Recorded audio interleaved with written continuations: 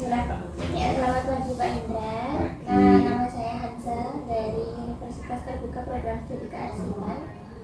Sebelumnya terima kasih banyak karena telah berkenan meluangkan waktunya. Pada kesempatan kali ini izin saya ingin mewawancari Bapak nih terkait tugas praktik mata kuliah sejarah arsip lisan yang membahas tentang proses perubahan nama Pendopo Panji menjadi Balai Adipartima. Sebelumnya apakah Bapak berkenan saya wawancarai sekarang dan selama proses wawancaranya saya rekam? Karena sudah di sini saya harus bersedia. Yang mudah-mudahan saja itu kami bisa membantu sebagai informasi. Pertanyaan pertama Pak, sebagai seorang staf yang mengelola situs, bagaimana pandangan pribadi atau suasana emosional yang Bapak rasakan saat mendengar pertama kali wacana perubahan nama Pendopo Panji berubah menjadi Balai Adipartima? Ini ya, tentunya posisi kami sebagai sumber informasi terkait sejarah budaya perkenalkan apa ya ini ya. Oke. Untuk teman-teman di luar sana juga, terutama untuk mendukung kegiatannya kakak saya. Nama saya nama lengkap ya, Trijono Indrawinario. Atau mungkin nanti bisa untuk mendukung dibuka di Google bisa nama saya, Trijono Indrawinario. Dan kami berperan di Museum Wayang Banyumas. Jadi kami itu bertugas di Museum Banyumas. Terus untuk IG informasi kakak saya juga sudah ada, untuk Indra Museum Wayang juga ada nomor referensi saya. Yang tentunya terkait dengan tadi pertanyaan pertama, apa pendapat saya terkait dengan Balai Publikasi yang sebelumnya menjadi nama Balai Adipartima. Memang kita mengenal dari sejarah perjalanan pendiri Kota Banyumas yang tentunya tidak kita lupakan ya. Karena Kota Banyumas ini berdiri pada masa pemerintahan Sultan Hadiwijaya atau Panjang di Kerajaan Panjang di era 1571 Masehi. Beliau membuka hutan Mangguli. Dari itu hutan atau dulu namanya lebih dikenal dengan nama Kejawar. Kota Banyumas ini dulu namanya Kejawar. Kejawar terbagi dari hutan. Ya sama di tempat dulu kita flashback ke era-era masa lalu lah ya. Namanya hutan Mangguli. Untuk kisahnya seperti itu biar kita nggak terlalu detail panjang kan. Nah, karena masih peradaban manusia zaman prasejarah, kehidupan itu masih mengikuti aliran arus air besar, atau yang di sini kita di Kota Banyumas itu ada sumber penghidupan kesejahteraannya itu dari namanya Selayu, Sungai Selayu, Sungai Penolong, ada yang menafsirkan seperti itu. Nah ini dibangun satu pusat pemerintahan setelah dari peristiwa Sapupahing atau dari Kadipaten Wirasaba namanya. Untuk kisahnya, ceritanya singkatnya seperti itu. Karena kami juga memiliki sumber-sumber cerita dari himpunan cerita dan legenda rakyat Banyumas, bukunya seperti itu. Ini ada koleksi atau perpustakaan di Museum Wayang Banyumas. Kayaknya bukunya ada tentang sejarah kota. Ini 2009 di Impora Pipa, tentang bakat Banyumas, sejarah kota Purwokerto, dan bakat Pasir Luhur termasuk Sarakuru yang tadi yang nanti saya sampaikan. Nah, di tahun 1571 ini pendiri Kota Banyumas dengan nama Raden Djoko Semangun atau yang dikenal dengan Raden Djoko Kaima. Karena beliau orang Muslim juga sangat alim. Jadi teman-temannya menyebutkan namanya pertama dengan nama Raden Djoko Kaima yang sampai saat ini masih dikenal masyarakat luas. Dan selanjutnya karena kebijaksanaannya membagi 4 wilayah yang disebut Karsidenan saat ini, yang meliputi Purbalingga, Banjar, Cilacap, dan Banyumas. Beliau dikenal juga sebagai nama Adipati Brahma yang akhirnya menjadi nama Pendopo Banyumas. Ya. Sesudahnya di masa pemerintahan Bupati Banyumas ke-7 yang dikenal dengan nama Raden Yuda Negara II Raden Mali Gandakesuma. Beliau menjabat di tahun 1707 sampai dengan tahun 1743. Beliau mendapatkan titik sendang emas yang ada di bangunan Balai Aditya Pakim Rapat di area Kota Lama atau di Taman Sari Kabupaten. Sekarang Taman Sari di wilayah Balai Aditya Pakim Rapat. Nanti bisa di Google tentang sejarah sumur emas pun sudah saya sampaikan, atau di IG saya, di jejak digital saya. Ya, itu sebagai sumbernya.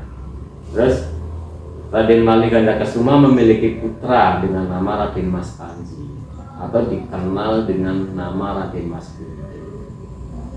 Dulu namanya Pendopo Si Panji waktu Adipati Merapat itu membuat nama pendoponya nama Banyumas.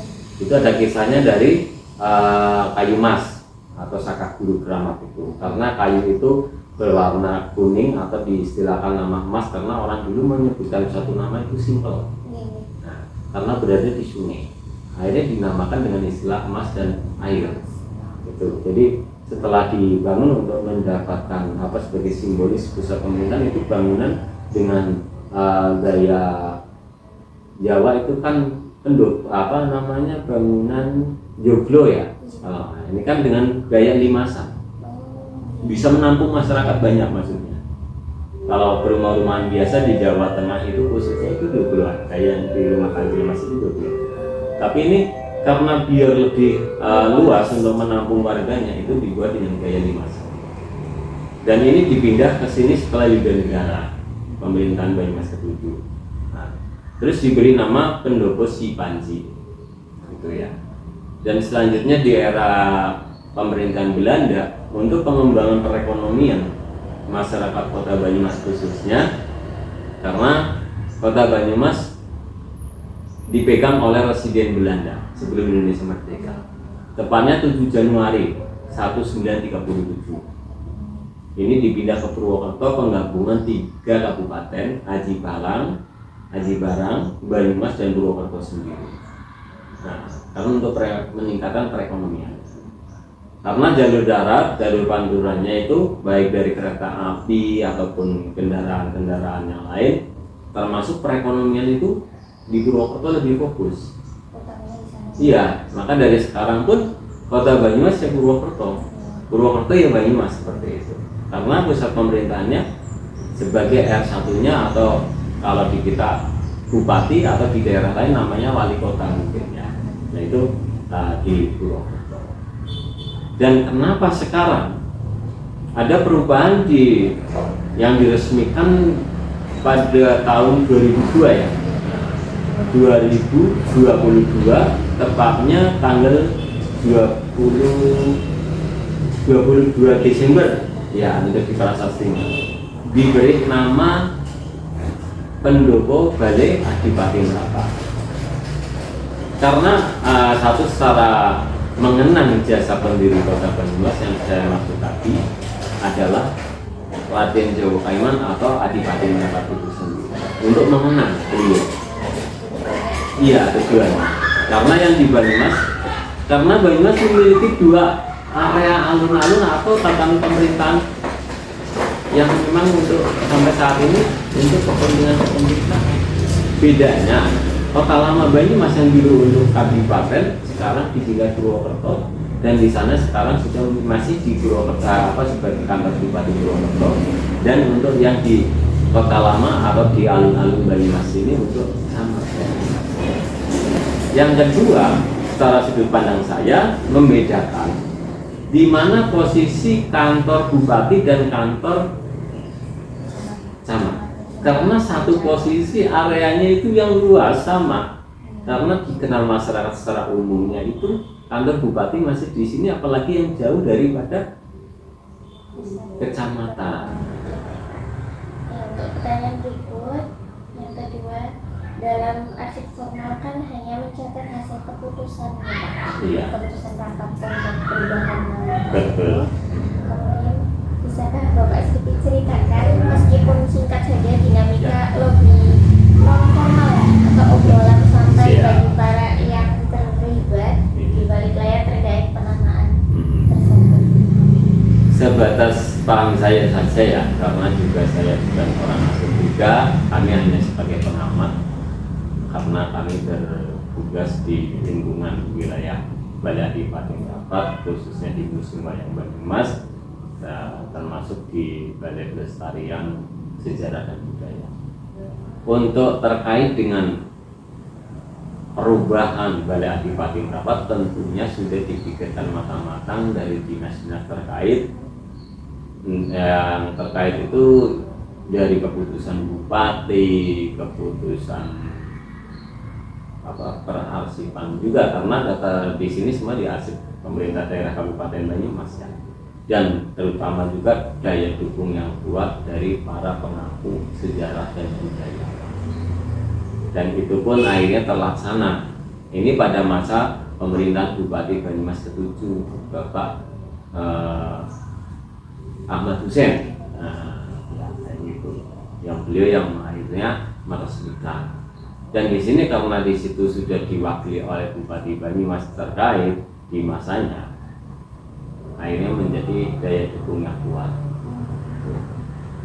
Dan di sini masih ditempati untuk Camat Banyumas, yang sudah dipikirkan dari dinas-dinas terkait, termasuk dinas pariwisata budaya juga, tim Porakuta, juga terkait juga dengan tim-tim Prakala atau PACP, karena ketentuan itu juga harus dipikirkan secara matang.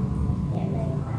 Terima kasih. Untuk pertanyaan berikutnya, apa harapan pribadi dari Bapak sebagai saksi mata sekaligus pengelola situs terkait makna historis atau makna yang terkandung dalam perubahan tersebut harus dipahami oleh masyarakat Banyumas dari perubahan nama ini di masa mendatang? Yang tentunya harapan ya. Harapan saya itu memang hidup di lingkungan Kota Lama, karena bapak saya juga salah satu pegawai di sini, jadi saya tahu perjalanan perubahannya diawali pada perencanaan di tahun 2011, terus sampai terrealisasinya pelaksanaan pembongkaran atau penataan ulang tata ruang publik ya, atau pemerintahan dari alun-alun 2014. Yang dulu sebelumnya alun-alun itu dibagi dua dulu memang. Terus perubahan terus dijadikan satu, namun di titik tengahnya tetap harus diberi. Ini terbagi dua dulu. Ini ada jalan. Ini. Nah, terus kan sekarang dijadikan satu. Di konsepnya sama persis yang di Purwokerto. Nah, 2015 terlaksana. Itu anggaran dari daerah. Luas ya Pak dulu ya? Iya, sekarang juga masih luas. Dan alun-alun Banyumas itu paling luas ya. Saya berdiri di alun-alun Purwokerto itu, alun-alun Purwokerto secara sudut pandang saya itu separohnya sini. Kecil. Ya. Terus selanjutnya pengembangan di sekitar tahun 2016 untuk menggarap di dalam ya betul, di Balai Adipaten Rapat bagian Taman Sari. Memang dulu Taman Sari ini sebagai tempat beristirahat atau bersantainya keluarga dalam. Taman Sari di tahun 2010 memang sebelumnya itu dikonsep oleh Bupati Banyumas ke-29 Bapak Marjoko untuk pertanian templot pisang. Waktu itu 10 macam jenis variasi, tapi terus diberdayakan lagi dengan data-data yang ada, itu dipulihkan lagi untuk menjadi Taman Sari lagi dengan sasarannya itu dari dana dinas dari pariwisata, itu untuk sarana fasilitas pertunjukan seni. Nah, itu pengelolaan di Museum Wayang Banyumas di Timur Kota. Jadi Museum Wayang termasuk Taman Sari di kami. Ini saya sering nemu event di media sosial diselenggarakan di mana, di Pendopo? Iya, di Pendopo atau di area Taman Sari. Itu yang event-event yang sering dilaksanakan itu dari programnya kecamatan. Jadi kita ada dua atap kepemerintahan, satu tim Porakuta yaitu Museum Wayang Banyumas dan Kecamatan Banyumas. Kami saling menyambut, saling mengisi. Event-event itu mengupayakan mengulang nostalgia ke alam dulu, termasuk pasar Banyumas, pasar Inggris itu kan yang diharapkan membuat keuntungan atau perubahan baik di sekitar lingkungan Baladipati Merapat atau Kota Lama secara UMKM-nya, kulinernya, terus hasil kerajinan dan cenderamata dan sebagainya itu bisa muncul karena betul itu adalah salah satu dukung untuk pemasaran, memasarkan apa sih itu Kota Lama dan apa sebenarnya itu ruh yang ada di dalamnya. Itu adalah suatu keunikan atau keunggulan dalam sajian kami yang memang saat ini dari keseniannya pun kita sajikan seperti lengger itu kan ada.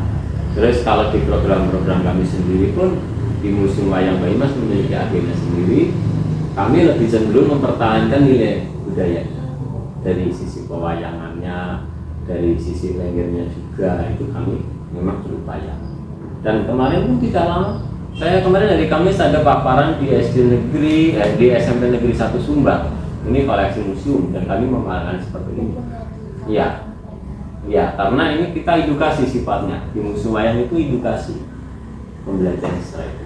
Dan sasaran yang ke depannya nanti termasuk yang istilahnya kami itu kumpulan beruyung. Itu kan setelah new normal pandemi itu 2000 kayaknya nggak jauh beda dengan paparan dengan Adipati Merapat itu masih satu ranah perencanaan itu pengerjaannya itu di tahun itu dari meruyung sampai dengan meruyung itu kan dengan istilah Kota Lama di situ belajarnya. Sebenarnya cara pendapat saya itu Kota Lama itu ada 3, dari alun-alun, dari bekas kantor bupati, dan kumpulan yang saya maksud itu. Ya ada roti meruyung, ada batik meruyung, ada kelenteng vintage bio, dan konsep sana itu yang dikonsep sebagai daya wisata terutama di sore hari sampai malam. Gitu. Itu konsep kita Kota Lama yang masih utuh, sana juga utuh. Karena secara sudut pandang saya di sekitaran itu hak milik tanah itu sudah keluarga. Jadi intinya undergini lah cara kita saling menjaga. Jadi warga-warga yang di sekitar itu dilibatkan saling mendukung. Kalau di bekas kantor bupati atau saat ini di Balai Adipati Merapat milik pemerintah. Jadi kita personil pekerjanya pun memiliki waktu jam kerja. Terus terkecuali memang kami ada perintah tersendiri yang memang dalam momen tertentu memang harus kita selesaikan.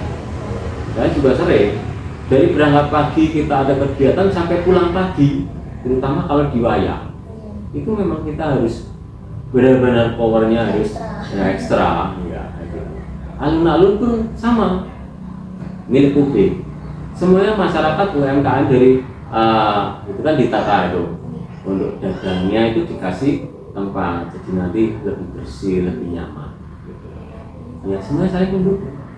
Ya dari perubahan di wacana tahun 2011 sampai di saat ini 2025 sudah bisa dirasakan yang sebelumnya kata orang-orang itu Banyumas kota pensiunan, kota mati, banyaknya itu pensiunan, purnawirawan, sepi. Alun-alun di era itu di tahun itu 2010-11 itu kayak lapangan kayak di tengah sawah itu banyak jangkrik dan gelap gulita. Karena saya tahu dan itu karena hasil seperti yang sekarang kita rasakan, upaya-upaya dari dinas terkait, dari masyarakat, budaya, semua yang mendukung, alhamdulillah sekarang sudah bisa dirasakan. Tapi itu semuanya tidak lepas dari yang namanya peraturan. Kami ada satu peraturan pemerintah Republik Indonesia nomor 66 tahun 2015 tentang museum dan cagar budaya. Ini dasarnya. Ya. Itu dengan ketentuan tidak boleh merubah dan membongkar bangunan yang terkait dengan tatanan cagar budaya. Peraturan itu saya yang pernah membaca ditetapkan itu direncanakan 2010. Nah, terus kesini di tahun 2015 kayaknya ini mulai ditetapkan ya, ditetapkan. Dalam perencanaan itu atau peraturan itu yang terkait dengan bangunan di sini ya, bangunan benda itu pun sama, minimal usia 50 tahun itu dimasuk kepada benda cagar budaya nomor 4 yang berbunyi benda cagar budaya adalah benda alam atau benda buatan manusia baik bergerak maupun tidak bergerak berupa kesatuan kelompok atau bagian-bagian yang sisa-sisanya masih memiliki hubungan erat dengan kebudayaan dan sejarah perkembangan manusia. Itu nomor 4-nya. Dan nomor 11, inventarisasi adalah kegiatan pencatatan koleksi ke dalam buku inventarisasi. Itu. Kami ada dasarnya di sini. Cagar budaya. Yang itu ketentuan itu yang harus kita pertahankan bangunannya, pengembangannya yang bisa bermanfaat untuk keselanjutan. Iya, kita munek loh Bapak, harus kuasai itu sejarahnya, peraturan. Kenapa saya telaten? Ini maaf, yang ini saya ada himpunan dari komunitas hobi Banyumas atau Better Banyumas ini 2014 dibentuk pertama Pak. ini mulai ada percikan-percikan api semangatnya untuk membuat Banyumas lebih jaya, lebih maju yang sekarang sudah kita laksanakan. Lebih dikenal lagi. Ini, nah ini saya dulu sih ini tidak berguna dulu, terbengkelai, geletak begitu saja. Saya amankan dan sampai saat ini masih saya simpan. Ini adalah bukti sejarah di mana di sini ada sejarah Banyumas waktu dulu fotonya, terus Masjid Nur Sleman ini Tugu Nasional juga semuanya ini ada sejarahnya. Ini ringkasan, termasuk museum wayang pun sudah ada. Anggotanya dari mana aja Pak? Yang apa? Anggota ini komunitas. Nanti dipelajari sini. Ini gabungan.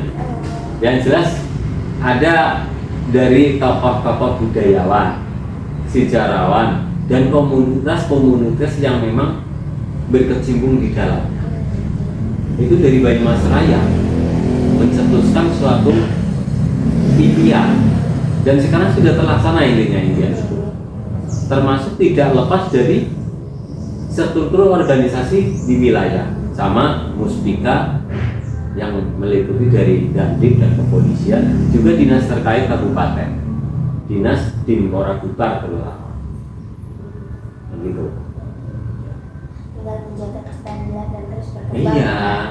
Jadi kita yang di era sekarang, anak muda sekarang menikmati, tapi juga harus saling menjaga. Melestarikan.